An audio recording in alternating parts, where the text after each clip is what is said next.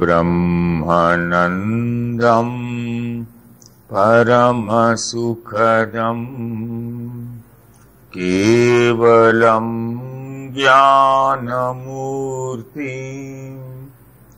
द्वन्द्वातीतं गगनसदृशं तत्त्वमस्यादिलक्ष्यम्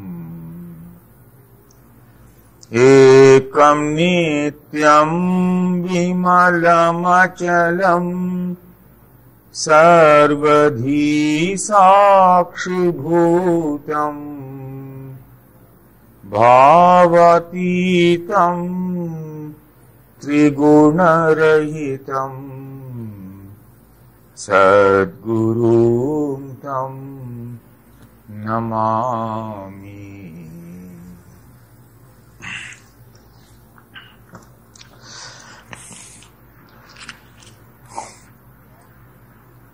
Bong sent a fax message to me in Delhi that she wanted me to discuss the subject astrology and spirituality.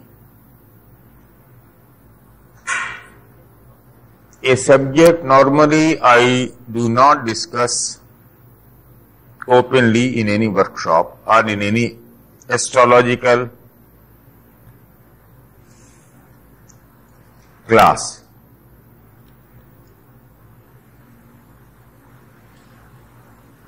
For many reasons. I will explain those reasons to you first.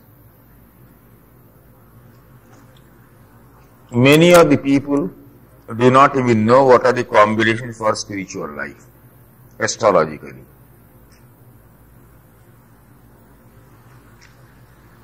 Many persons have put some very odd questions about the spiritual promise of their horoscope, and at the same time purely material questions. Therefore, please try to understand, all aspirants fall into four categories.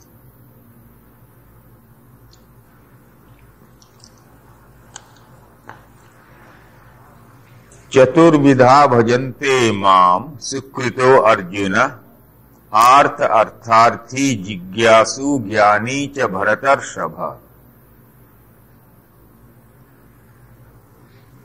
Many people who take to what they call spiritual life take to it only out of a sheer sense of agony.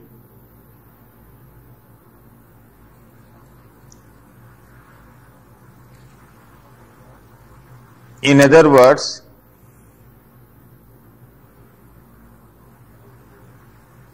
they go take sadhana because they find the relief that they were seeking in the world, in the family, was not available, and very wisely at some stage they decided, they realized, they knew that the relief had to be spiritual. But they went with a sense of agony. Some of them overcome it, and some of them do not.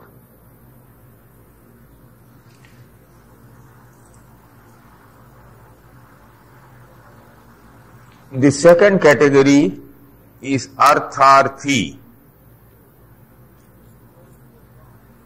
Those who have gone with their all worldly motives totally intact.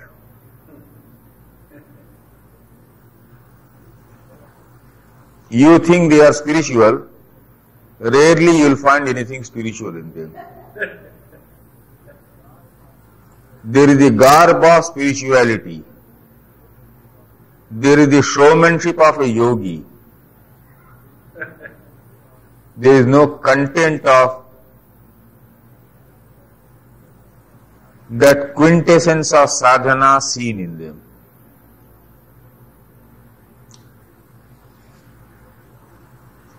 Then you move into the third category, Jigyasu. He who wants to know what it is that makes life more beautiful, integrated, within and without. So he has that inquisitiveness, a sublime inquisitiveness, that person.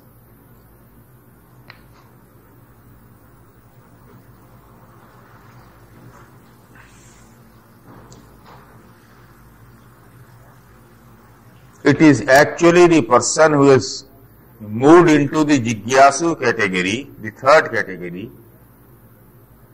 that begins to understand the beauty of sadhana.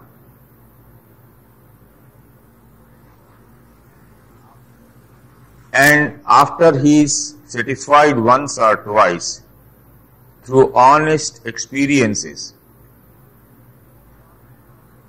he would not give up spiritual life at any cost.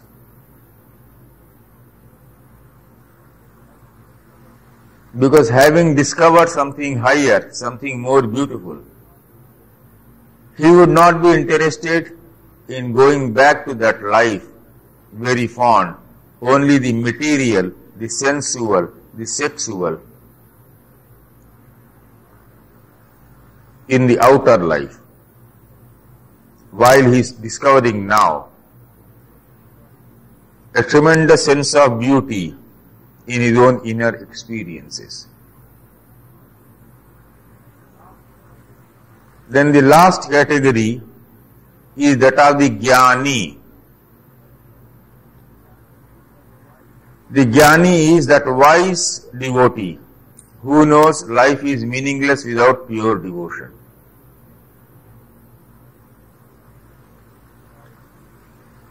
So I'll ask you, even without astrology, to see people around you from morning till evening, whether you are working in a very busy office, in the crowded materialistic atmosphere of the Wall Street, or whether you are working in what we call religious communities in India or USA. In USA you have religious communities. And see to which of the four categories your friends belong. Excuse me, what was number one again, sir? I am repeating. Chaturvidha bhajante mam sukrito arjuna. Artha. Artha is who is in agony. The first category is the man in sheer agony wants a relief. And he seeks a spiritual relief. Artharthi, he who keeps all his material considerations above spiritual demands of life.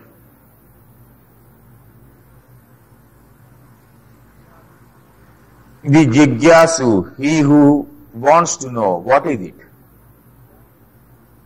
And the Jnani, that wise devotee, who almost in all the 24 hours is immersed in understanding that one supreme principle, the supreme cosmic laws.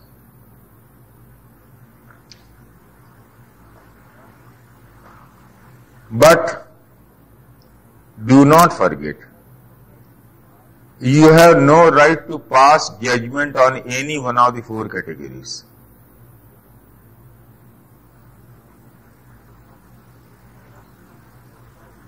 You have absolutely no right to pass any judgment for a simple reason. Chaturvidha bhajante mam sukrito arjuna. That is how the shloka starts in the Gita. He who has some spiritual merit of past life, sukrito, he alone will be attracted to this remedy in this birth? Why is it that everyone is not attracted to spiritual remedy? Even the person belonging to the lowest fourth category is far superior to the man not seeking a spiritual remedy. So anyone who takes to spiritual life, whatever may be motive or motivation behind, has not. So therefore we divide life of men into two categories first, broad categories. The first is known as preyasa.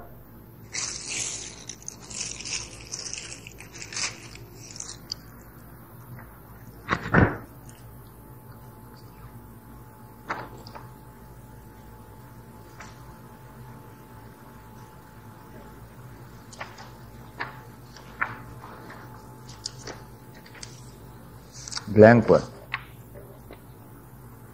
Oh, it doesn't matter. It doesn't matter. I'll manage it.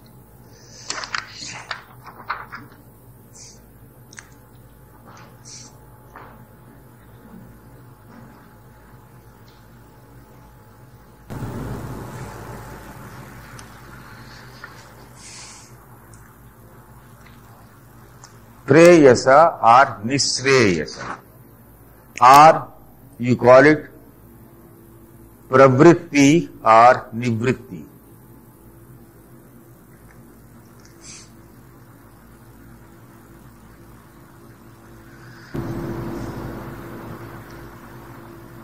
Or out of these four categories,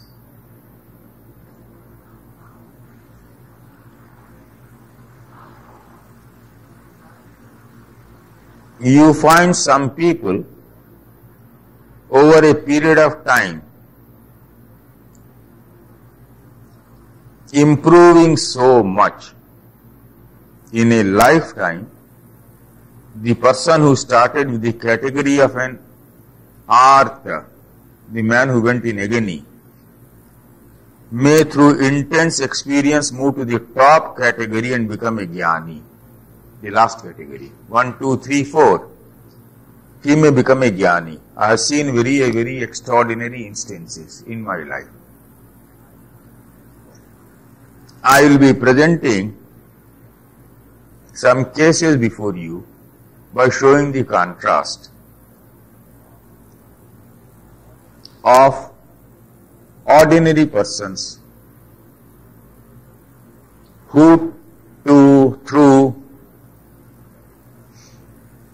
the struggles of life rose high and went into the higher spiritual category, and I watched them over a period of 30 years. I have seen them evolve. In all these horoscopes, astrologically, first of all, you have to categorize from the lagna the first four houses as D for dharma,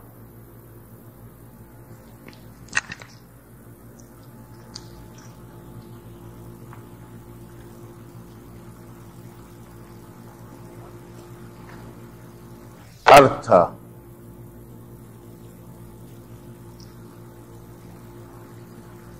K for kama, M for moksha.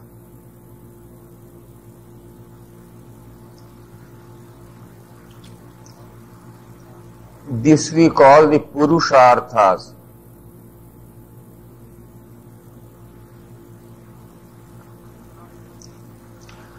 Purushartha means the efforts you put in. In other words, sadhana is also an effort.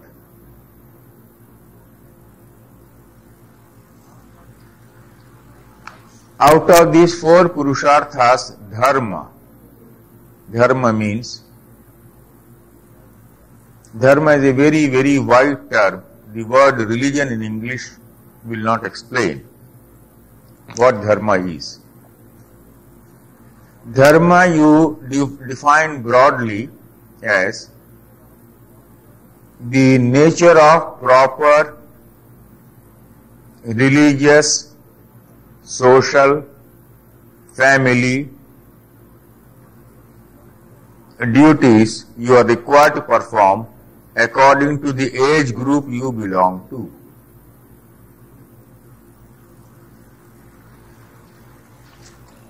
So to understand it, let us go into the second category. B for Brahmacharya, G for Grihastha, V for Vanaprastha, S for Sannyasa.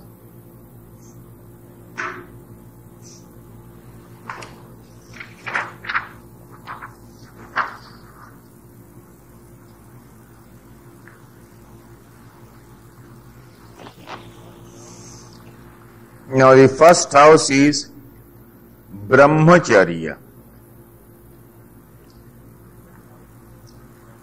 The second house is Grihastha. The third is Vanaprastha.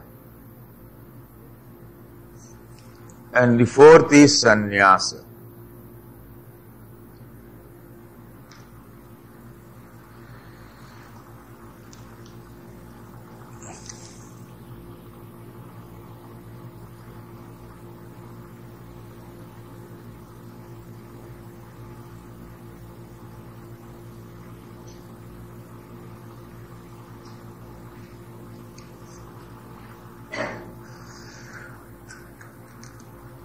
Now if you combine both charts together, what is it that you get?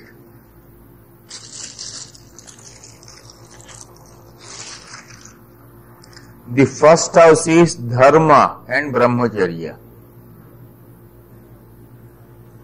The second house is Artha and Grihastha. The third house is Kama and Vanaprastha. The fourth is Moksha and Sannyasa. Now this triangle of 1, 5, 9, 2, 6, 10, 3, 7, 11, 4, 8, 12.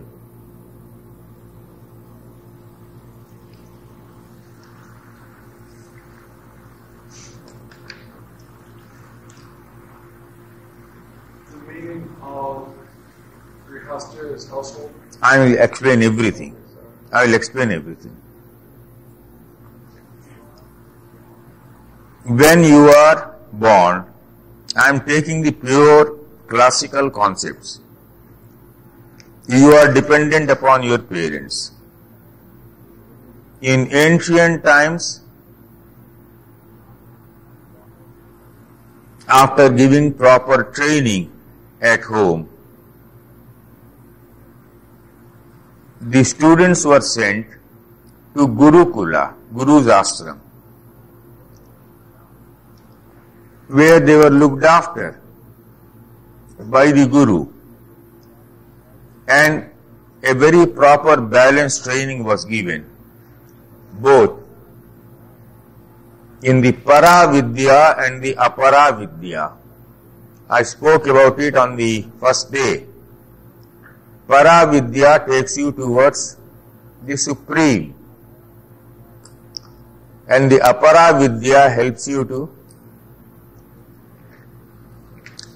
make a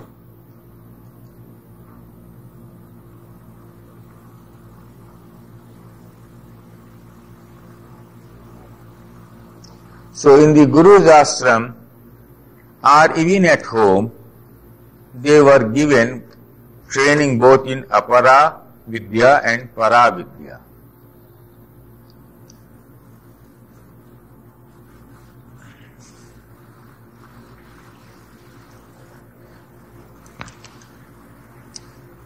Let us say 25 years of that life. The first part whether you categorize 18 years, 20 years or 25 years, let us say 25 years. Take 4 blocks of 100 years each, 25, 25, 25, 25. So life starts with the first house, so dharma. The first training given to you is dharma.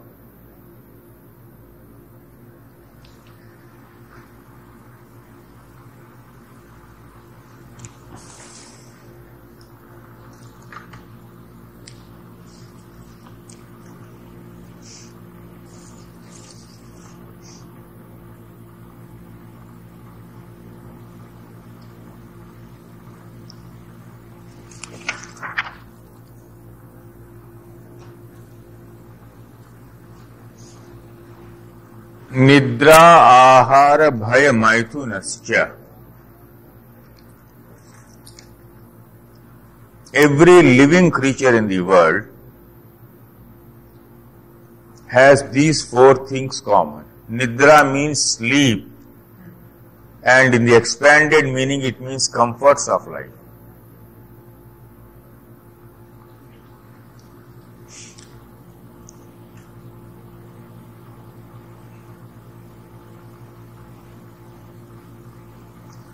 Ahar means bread. You take it as carrier these days. Bhai is fear. Maithuna is enjoyments of life or sex. Enjoyments.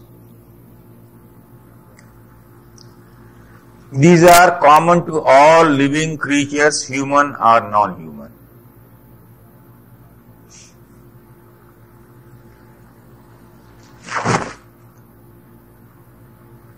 But it is only the human being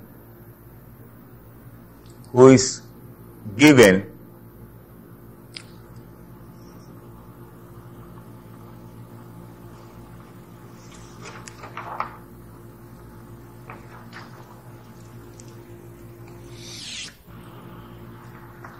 the bhoga yoni and the karma yoni.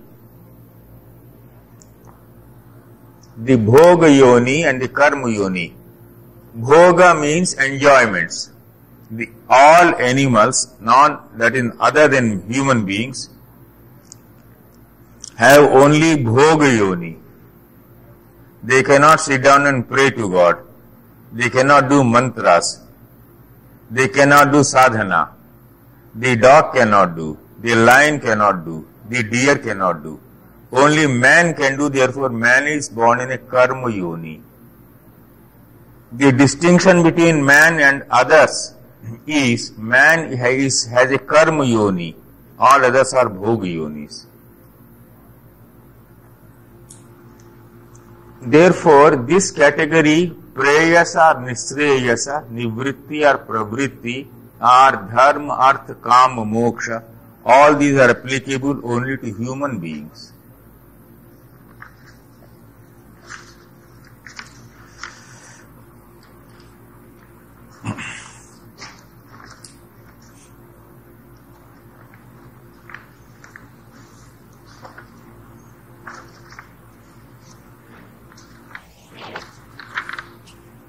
It is difficult for many of you to believe and experience some of the most extraordinary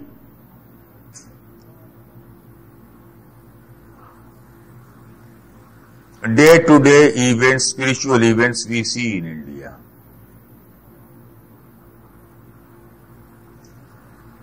Here in this book, Yogi's Destiny and Wheel of Time, the 20th chapter deals with a tale of 2 divinities.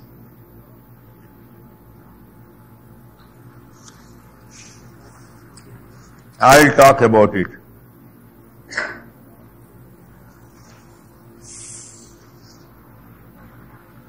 What I have given here in this book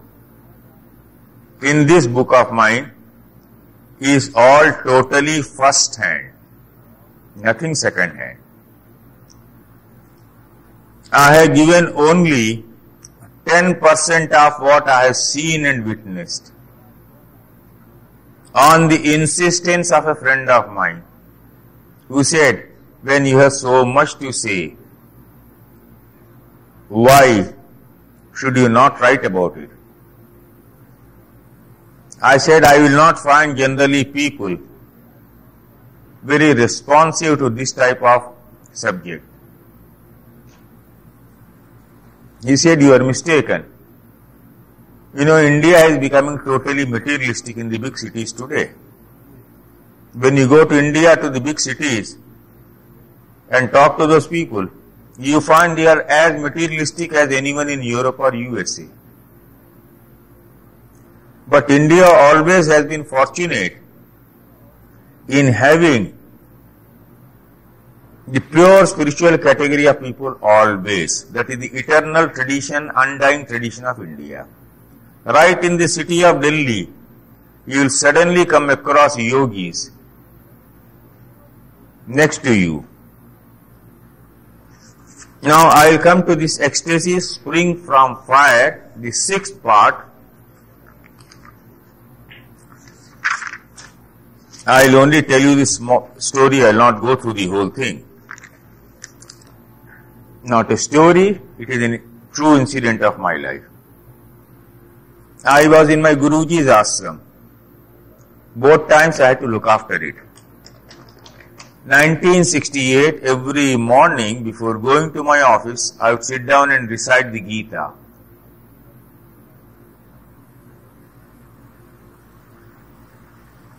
And when I was reciting the Gita, I had written in one place, I am not a singer, I have not learnt music.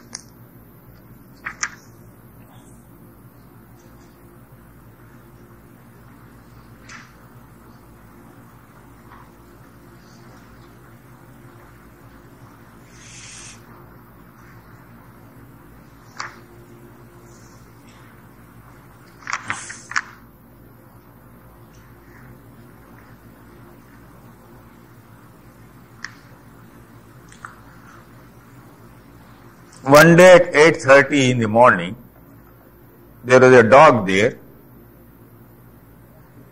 Kali. Shall I use the word bitch? Is it okay? B-I-T-C-H?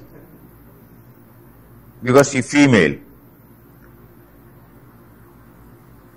At 8:30 in the morning, she would come and begin to wag her tail. When I emerged out of the bathroom, I didn't understand. I had never kept dogs. I never had any pets. Apart from that, in India, Brahmins have a prejudice against keeping dogs in the house. Because the dog can spoil your prasad, it can spoil your temple. So the, pardon? Pardon? It can spoil your what? Your prasad, your temple. So it cannot go everywhere. I didn't have any such puritanism, but I never, in any case, no one in your family ever had a dog. So I never understood these habits. But it would come and begin to wag the tail. I was standing there, I asked the Guru Bhai, Gopalda, what is it? He said, she wants to hear that Gita recitation.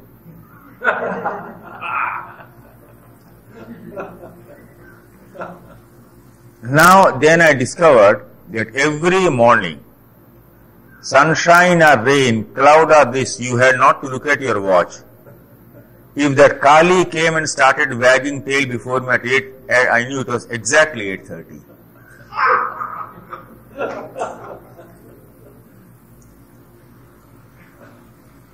In the Srimad Bhagavatam, in the Bhagavad Gita and so many places, it is very clearly described that the thoughts predominant in your mind at the time of your death determine your next birth.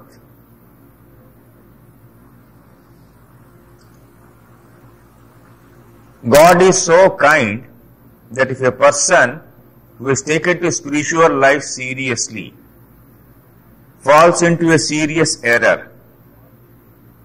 In the next birth, even if he gets a animal form, the bhog yoni, not the karma yoni, he will put that animal in a surrounding where the animal is able to do sadhana.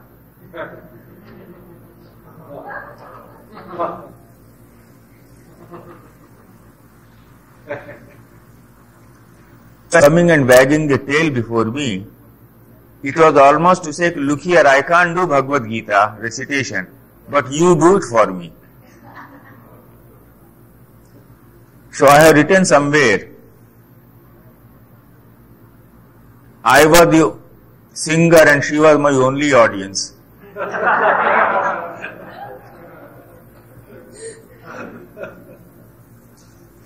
It went on.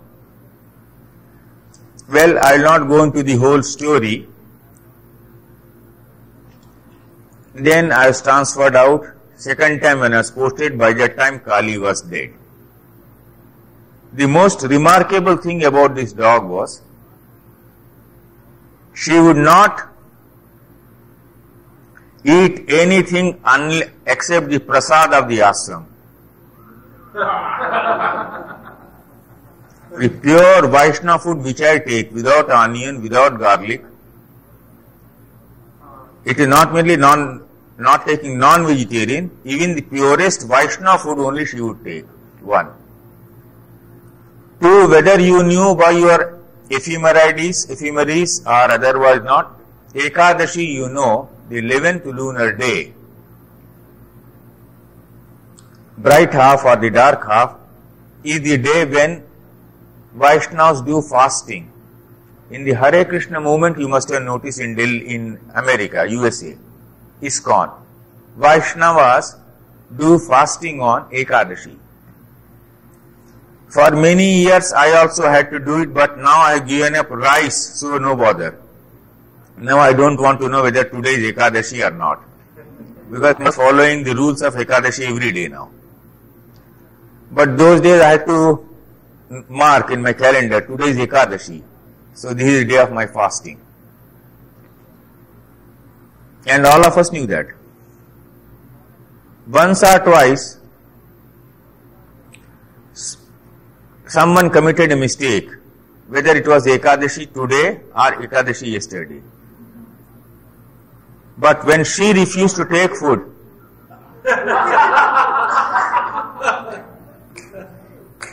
I looked into this, I said, my God.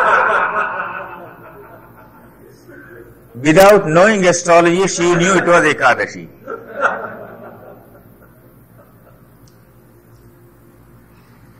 Then I said, Gita 6th chapter, Lord Krishna says, even if they suffer, that is halting, there is no such thing as falling. Don't use a wrong word. A devotee can never fall. A devotee never falls. Sadhureva me mantavyam, that is most optimistic word ever uttered in the Gita. Anyone who has taken to life of devotion has become a sadhu. And he who has come to spiritual life with a sense of beauty, that is the higher two categories I spoke about, the Jigyasu and the Jnani. About him Lord Krishna says, Kshipram bhavati dharmatma shashvat shantim nigacchati kaunteya pratijanihi name bhaktah pranashyati. Which means, he becomes a dharmatma, he becomes a really great religious person very soon. And shashvat shantim nigacchati. You will ask a question, am I making spiritual progress? Are you or are you not? What is the test? There is only one and one test alone. If you are experiencing internal peace, you are making good spiritual progress.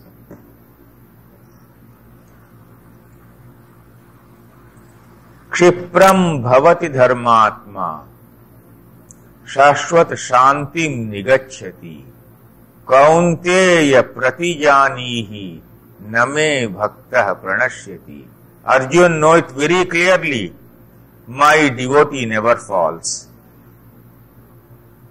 Once you have taken to the life of devotion, you have gone astray and taken to a wrong life.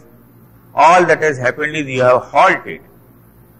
You are not progressing on the spiritual path, but you are not going in the reverse direction.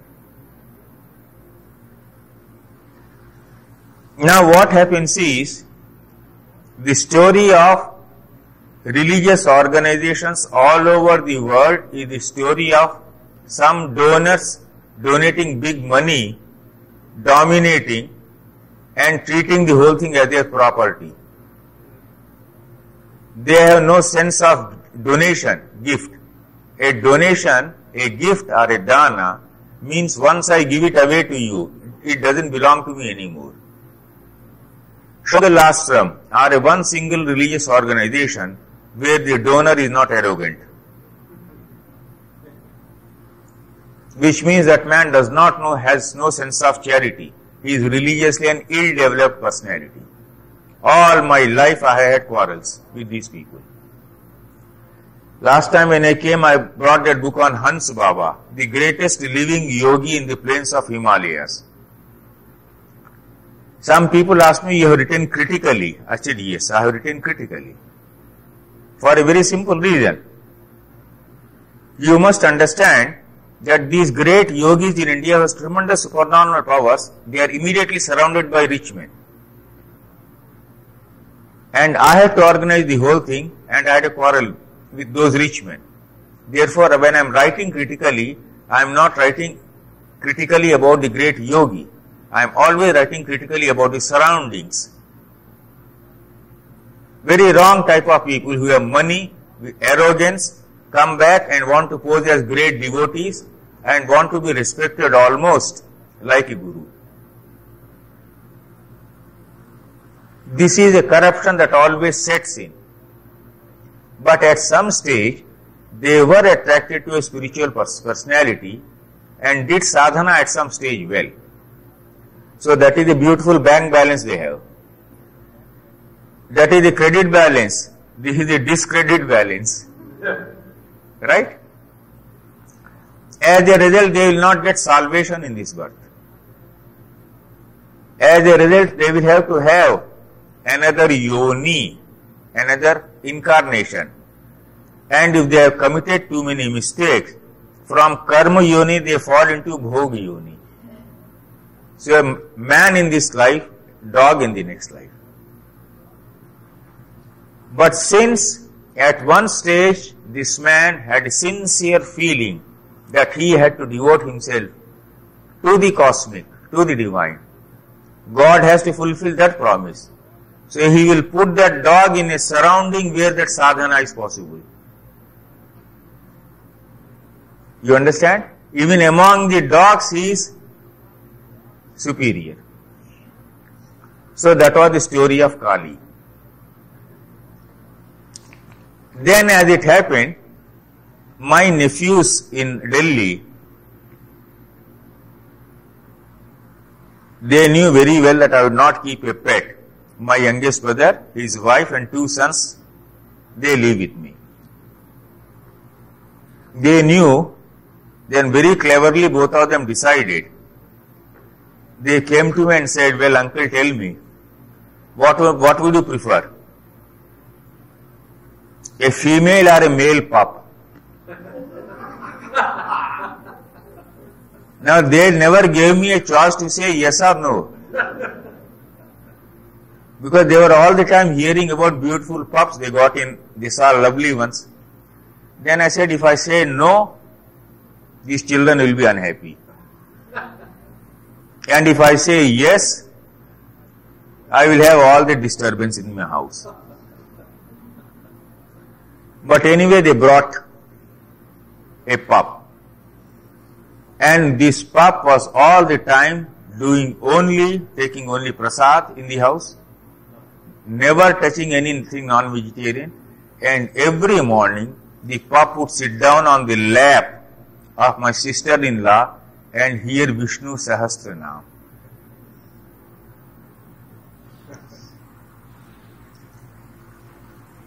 I have seen this, I said, very extraordinary how these things happen. So, in the next form, the Bhoga Yoni, not the Karma Yoni, but even God is so graceful, even in that Bhoga Yoni, you get facility to continue doing your sadhana. So, once you have started the life of sadhana, you have come on the path of optimistic illumination. You have come on the path of illumination. Today it may be a torch light. Tomorrow it may be a dazzling light. In any case, that is bound to be there. Now you will keep on progressing life after life, birth after birth, and get salvation. When these halts are over, so halts have to come. So first I talked about some interesting combinations. Astrologically. I'll read out. I had done, this is in page 199.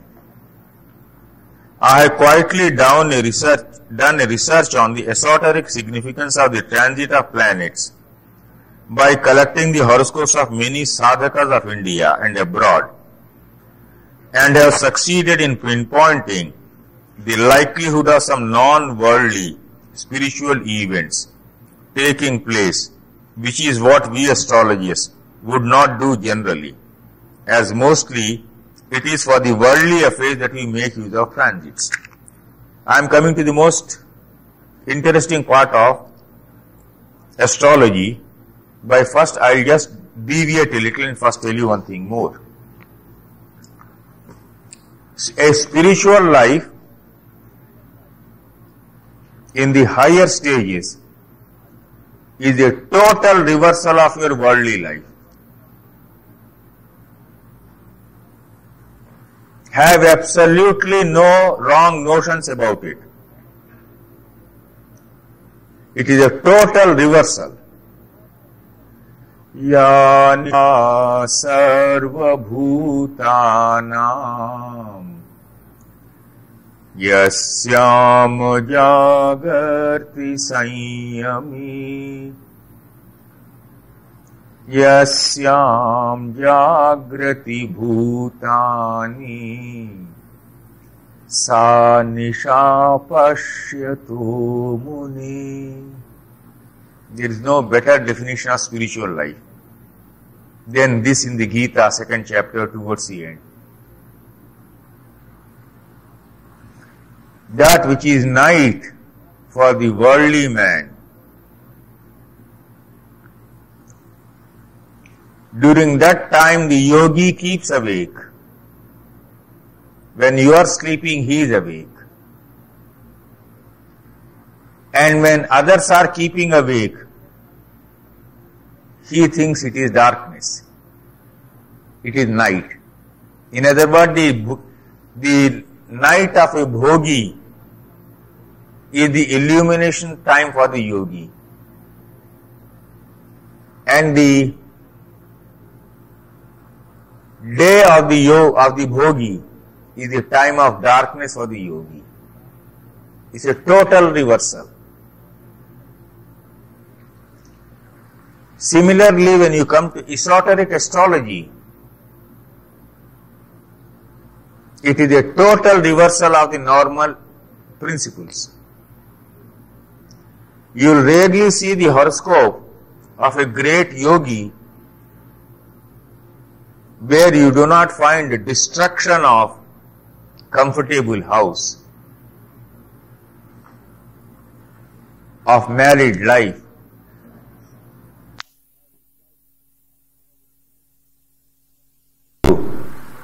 He begins to take away everything slowly away from you, so that you are no more attached to anything which distracts you, which takes you away from the path of illumination.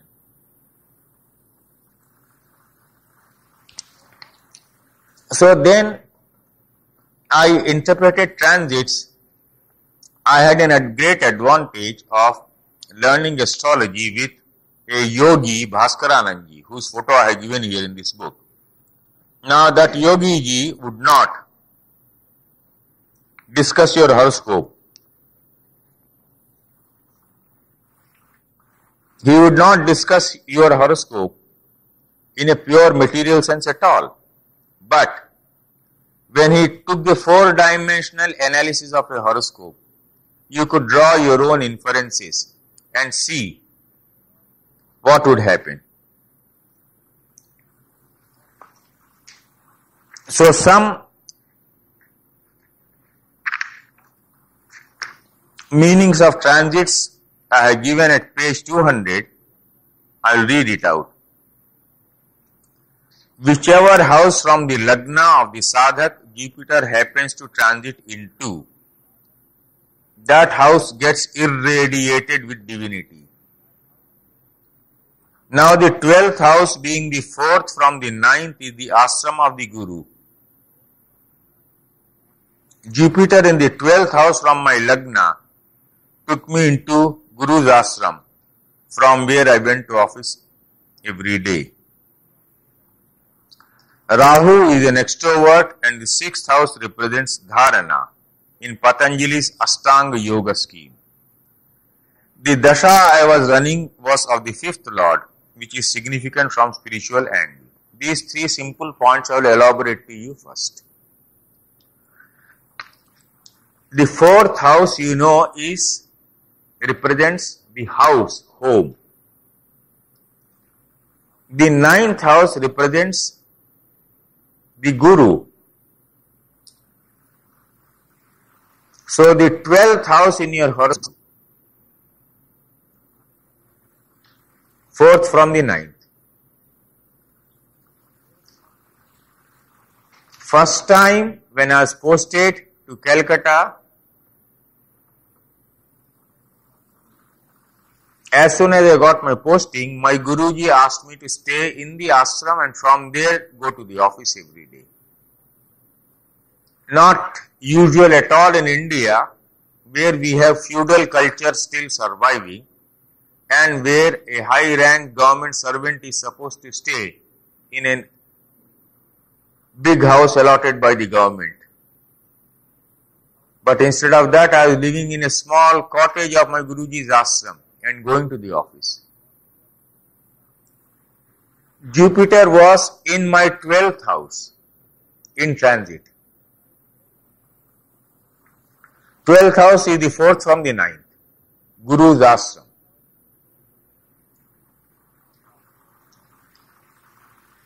Rahu was transiting in my 6th house. Now what is the 6th house? Normally, in the day-to-day exoteric astrology, the 6th house means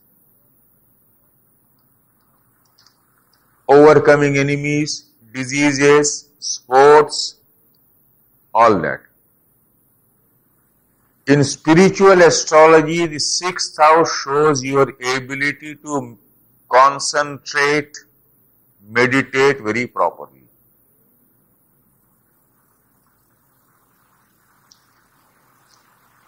Your ability to overcome distractions.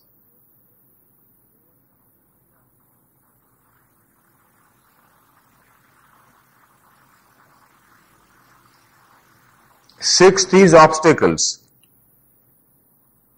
Sixth enemies. Sixth disease. You know that in normal astrology. In spiritual astrology, the 6th house helps you to overcome these obstacles. So that is why a malefic in the 6th house and a malefic in the 3rd house have always been preferred in astrology for this very reason. You are doing your sadhana and hundreds of obstacles come into your way. They have to come into the way. And when they come into way, a good sixth house helps you to overcome it. And when you overcome it, you reach the seventh house. What do you generally see from the seventh house? Marriage, love making. Very few of you may be knowing that the seventh house is the house of sex sublimation.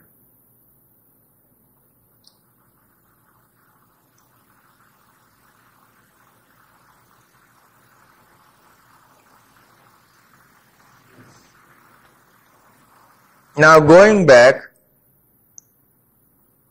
when a student went to the Gurukula, learned Brahmachari, he was a Brahmachari. Many of the people in the West who have not known much of the history of India do not know that women in Vedic times had the same choice as the male. She could decide to enter the life of a householder, or she could decide to lead the life of a celibate, take to intellectual spiritual professions. In Brihat Parashar Hora Shastra, some hints are made about it in the special chapter devoted to woman, Stri Jataka. So here, when you are a Brahmachari, you are given both types of training in Paravidya and Aparavidya. So you are a complete person now. Very good training. Mantra Shastra, you know what are religious duties, you know what is spiritual life, and you are also given a training so that if you want to enter the life of a householder, you are able to earn your livelihood. You cannot earn your livelihood unless you learn computer science or medicine, some such thing. So this is all Aparavidya. Computer is never going to give you salvation. Right? The Paravidya is taking you towards the higher realm. The Aparavidya is necessary for our day-to-day sustenance. In the Guru's ashram, you are giving training in both. After that, you come back and now you are given a choice. You want to enter the life of a householder, will marry, continue your sadhana and continue leading the life of a worldly man, earning money. If you are married, if you have got a family responsibility, you must earn, you must have a house, you must have a bank balance, you must provide for your children well. You can't escape that duty. Once you decided not to enter it, well, you had your choice. You say, well, I devote my life entirely to God. So they became what we call Naisthik Brahmachari. And the others entered the householder's life, had normal sex life, this life, and went on fulfilling their worldly responsibilities. So Dharma now has a new meaning for them. Dharma is the Dharma of a householder. So they continue doing that. Naturally, when you are entering the life of a householder, kama, kamana, sex, desires, all have to come into play. So the second and the third houses are involving you in the world. The first house has trained you properly for the worldly and the other worldly, the para and the apara. The second and the third houses are involving you purely in worldly activities. So the three Purusharthas, the first one known as Dharma, the second one known as Artha, the third one known as Kama.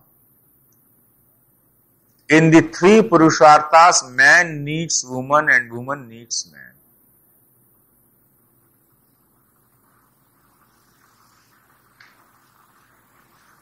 Because in doing all this, you are a part of the society. You have not got out of the society yet.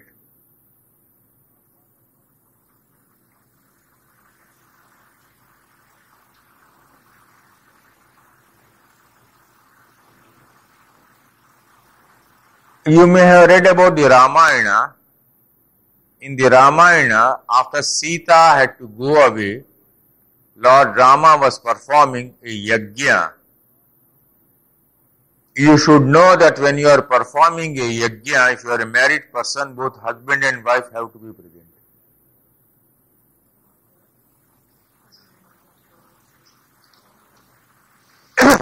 Both should be present.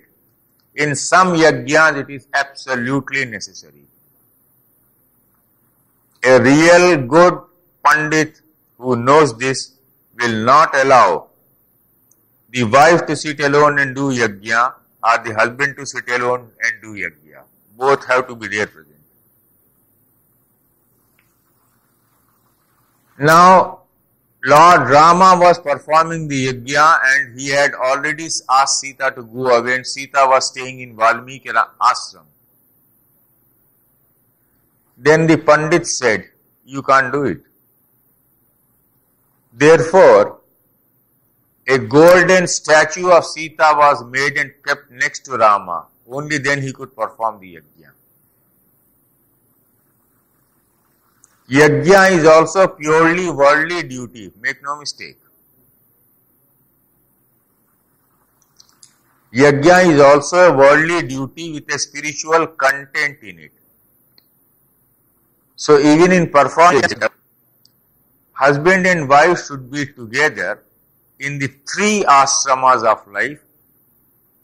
That is second and third, two ashramas. First is the Brahmacharya ashram, that is the childhood. Second is the Grihastha ashram, when you have become a householder.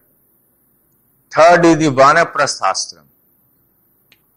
In Vanaprastha ashram, what happens is, when you begin to develop, now put it like this, 25 years you have had the training as a brahmachari. Then in the next 25 years, 25 to 50, you have entered the life of a householder. And you have normal family responsibilities, children, their upbringing. That is the second house, sixth house, and the 10th house. 2, 6, 10 houses represent this Grihastha ashram. Third, when you are entering the Vanaprastha, Vanaprastha is like a line of demarcation, because it is Vanaprastha, behind it has Grihastha and ahead has Sannyasa. You are seeing the third house. The second house is Grihastha, behind it. And fourth house is Sannyasa.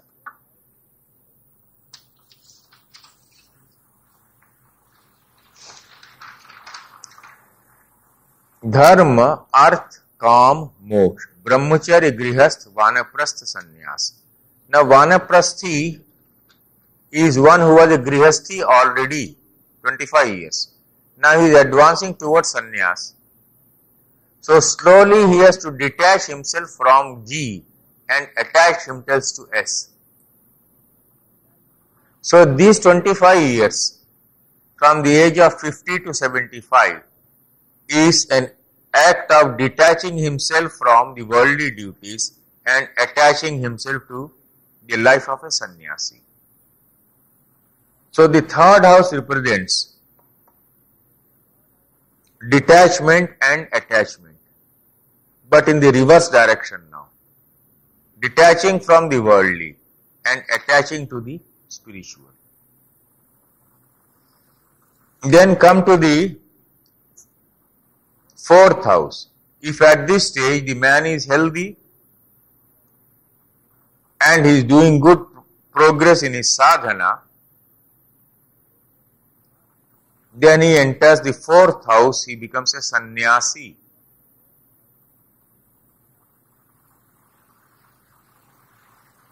Now, who is a sannyasi?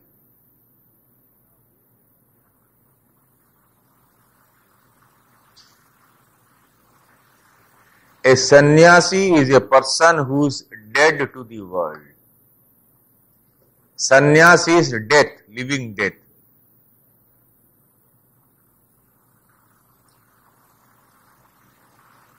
Sannyas is living death. Why it is living death is? There is nothing worldly now left. You have no family. You don't belong to anyone. No wife, no husband, no children, no father, no mother.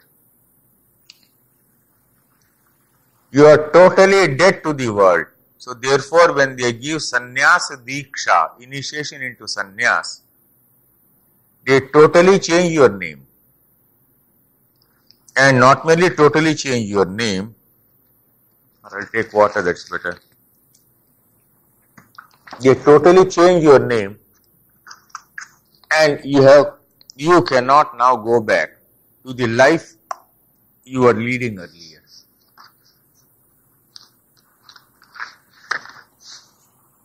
A strict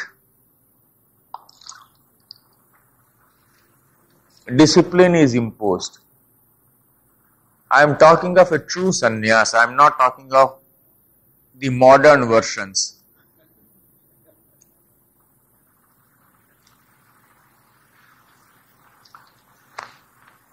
When sannyasa is given by a great guru to a great disciple, he imposes on him a rule known as madhukari. Madhukari means you will go and beg only at one house in the one day in the morning. Now suppose I have become a sannyasi, my guru has given me sannyas diksha, I go to some house in Fairfield, go in the morning and beg for alms. The alms means some rice or wheat, something which I can cook and eat. One house only, first house. If that is refused, I would have to go back and starve the whole day. I should not go to the second house. It is God's will that I should starve today. But if I go and get it, then I will go and cook it. That is why in India, in smaller places, even today you find, early in the morning, if a sannyasi comes and stands outside your door, all the women will leave, all these things, first go and give him something. My grandmother, mother's mother, was so particular about it. If anyone came, I am talking of the 40s, she would leave everything, first go and give him some rice, some dal and some good vegetables. Because this man, if he is strictly following the rules of Madhukari, will not go to a second house. If he is refused here, he will go and beg whole day, starve whole day. He will not beg anymore. She knew that. So all the Indian women, always you will find even today in India, when a sadhu comes, they leave the work, first go and give it. It will be a terrible thing if this man starts. They will feel very uncomfortable. That is the spiritual tradition, very much alive in India even today. So when you are entering the fourth house, sannyasa, I am talking of the normal householder who has entered Grihasthashram, now has come to the Vanaprasthashram, is moving towards sannyasashram, the fourth house now, leaving the third house, moving the fourth house. Now this man strictly follows the rules of Madhukari. Now he is dead to the world.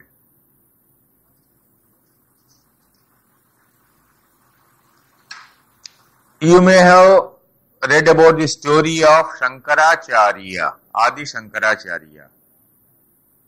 How he got his sannyas. Do you know that? A 5-year-old Adi Shankaracharya wanted to take sannyas. No true guru in India would ever give you sannyas unless your mother gave you permission. My Guruji refused to give me sannyas in 62-63. My father was dead. My mother was alive. He said, first of all, you have karma still left. Exhaust your karmas. Second, your mother will not give you permission. No guru should give any sannyas unless mother has given permission. It is not father, mother. The mother is very superior in the Indian culture. In no culture has woman has been respected so much as in India. Mother says, no, my son will not take to sannyasa. No true guru can overrule that and give sannyasa. So Adi Shankaracharya's father was already dead. He had his mother. And he asked his mother to give him permission to take to sannyasa. She said no. One day, when he was bathing in a pond, a crocodile came and caught hold of his foot. The mother was on the banks. The mother started shouting, someone should go and save my child, he will be killed otherwise eaten up by crocodile. Shankaracharya, standing there, said, mother, give me permission to become a sannyasi, this crocodile will leave me. The mother said, if that is so, if your life is saved, I don't mind. And the crocodile went away. That was a divine leela. It goes on. So then he became a sannyasi. Now the mother said, you are my only child. You will go away. I will have to live my lonely life. He said, mother, I promise.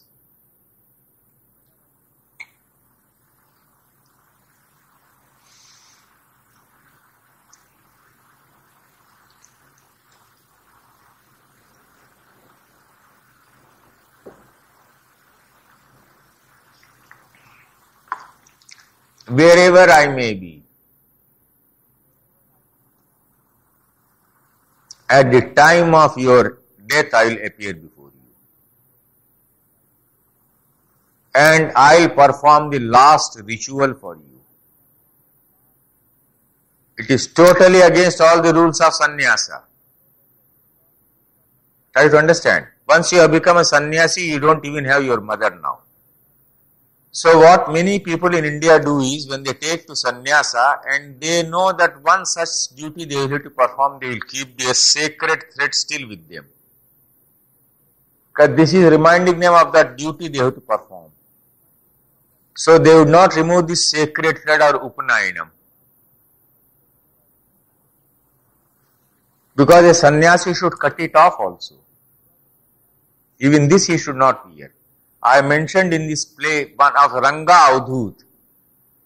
He had this. I said, why are you still wearing this?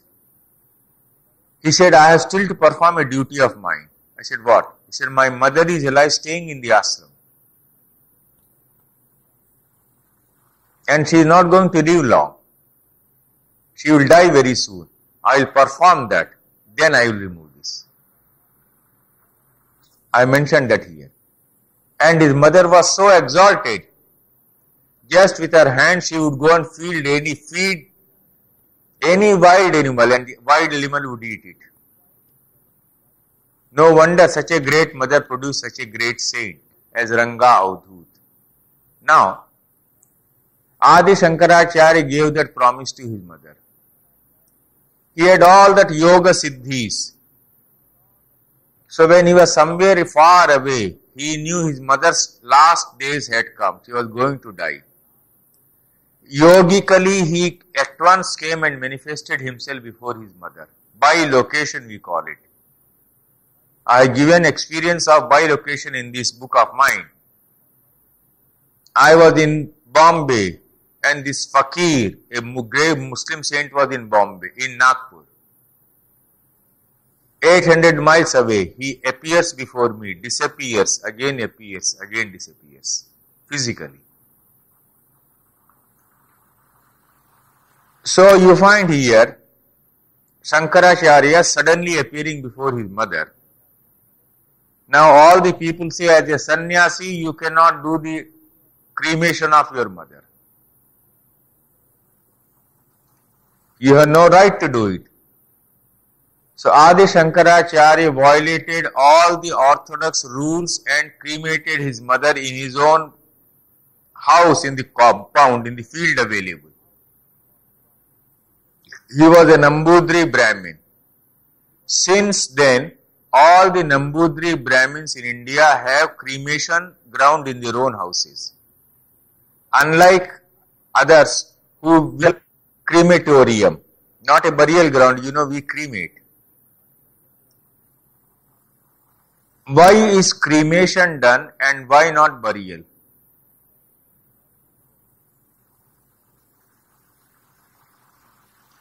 There is a different reason for it.